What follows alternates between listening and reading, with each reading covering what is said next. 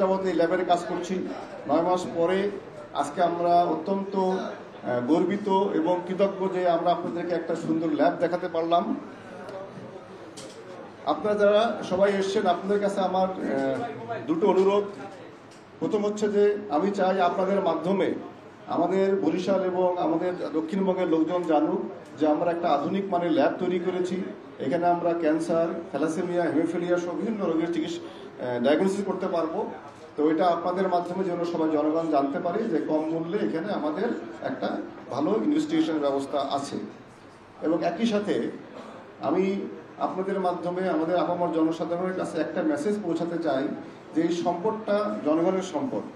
হয়তো আমরা বিভিন্নভাবে ম্যানেজ করি, আমরা চেষ্টা করি জনগণের সেবক হিসেবে সহায়তা করতে। এটা রক্ষণাবেক্ষণের দায়িত্ব আমাদের জনগণের। তারা যেন একটু সুন্দরভাবে যেগুলো ব্যবহার করে। আমি আপনাদেরকে শুধু একটা উদাহরণ দিতে চাই, যদি ডাব এবং পানের পিক এই দুটোকে আমরা ম্যানেজ করতে পারতাম তাহলে আমাদের পরিশ্রম প্রায় 50% কমে যেত। এটা আসলে জনসচেতনতা দরকার।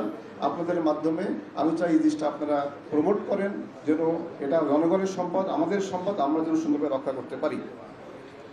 একটা বিষয় আপনাদেরকে আমরা বলি যে মেডিকেল কলেজ হাসপাতালগুলোর ডেভেলপমেন্ট অত্যন্ত কঠিন এবং দুরূহ কাজ। অনেক প্রতিবন্ধকতা, অনেক সংকট থাকে। এর ভিতর দিয়ে আমরা কাজ করি, কিন্তু আমাদের পরিবর্তনগুলো, উন্নয়নগুলো দৃশ্যমান হয় না। কেন হয় না? ম্যাক্সিমাম পরিবর্তনগুলো আমরা করি ভিতরে ভিতরে, বাইরে থেকে দেখা যায় না। এই ল্যাব কিন্তু এখানেই ছিল। আমি যখন 9 মাস আগে এটাকে হাত দিলাম কাজ, আর এখন আমি কি নিজে চিনতে পারি না। আমি এই ল্যাবরেটরি মেডিসিন এবং হেমাটোলজি ল্যাবের ক্ষেত্রে আমি 2 পয়েন্টে উল্লেখ করতে চাই যাদের সহায়তা আমি পেয়েছি। নাহলে আমি আল্লাহর কাছে দায়ী থাকবো, আমি অকৃতজ্ঞ হয়ে যাব। সবার আগে আমি উল্লেখ করতে চাই আমাদের যে গণপূর্ত বিভাগ, এদের কাজ আপনারা দেখেন না, কিন্তু আজকে যা দেখলেন, এই প্রচুর ভাঙচুর করতে হয়েছে, প্রচুর এসি লাগাতে হয়েছে, টাইলস লাগাতে হয়েছে, সিভিল ইঞ্জিনিয়ারিং। আর যে জিনিসটা আপনারা দেখতেই পাচ্ছেন না, এরা অনেক টাকার আমাদের হাই টেনশন হয়, ইলেকট্রিক লাইন লাগাতে হয়েছে, আর্থিং করতে হয়েছে, অনেক কিছু করতে হয়েছে। এগুলো কিন্তু আপনারা কেউ দেখতে পাচ্ছেন না। দেন এই যে আপনারা নতুন মেশিন দেখলেন, এদের অনেকগুলো মেশিন আমরা কিন্তু কিনিনি। বেশিরভাগ মেশিনগুলো আমরা কিন্তু নিয়ে এসেছি বিভিন্ন কোম্পানির মাধ্যমে। এবং এই যে অটোমেশনটা আমরা করলাম, এই অটোমেশন এখন আর ম্যানুয়ালি কোনো রিপোর্ট হবে না, সব সিস্টেমের মধ্যে আসবে। এবং আমরা 1 বছর কিন্তু এই রিপোর্টটা প্রিজার্ভ করতে পারবো। আমাদের সার্ভার কিনতে হয়েছে। এই সব ক্ষেত্রে আমাদেরকে সহায়তা করেছে biotech engineering, trades work, then biotrade, genesis, health care, ABC company, Joy and 3 star company এবং জেনেটিক। এবং সর্বোপরি আজকের অনুষ্ঠানটার সঞ্চালন এবং সবকিছু অ্যারেঞ্জমেন্ট করে দিয়েছে আমাদের বিকনের সহায়তা আমাদের অনেক বেশি লাগবে, বিশেষ করে আমাদের হেমাটোলজি ল্যাবের জন্য। বাংলাদেশে বিকন তারা ক্যান্সার ট্রিটমেন্টে অত্যন্ত অগ্রণী ভূমিকা পালন করে। দেন আমাকে আরেকজনের নাম বলতেই হবে, আমাদের সহযোগী অধ্যাপক প্রফেসর মোহাম্মদ আলী। উনি আসার পরে এই কাজটা আমি শুরু করেছি। উনি একজন অ্যাসোসিয়েট প্রফেসর হয়ে কিন্তু উনি সিএমএলটি সব বিভিন্ন জায়গায় উনি ঘোরাফেরা করছেন এবং অনেক কিছু নিয়ে এসছেন। দেন এই যে আমরা আজকে অটোমেশনটা করলাম, এই অটোমেশনের কাজ শুরু হয়েছে কিন্তু 3 মাস আগে, 3 মাস কি 4 মাস আগে, আমি হজে যাওয়ার 4 মাস আগে।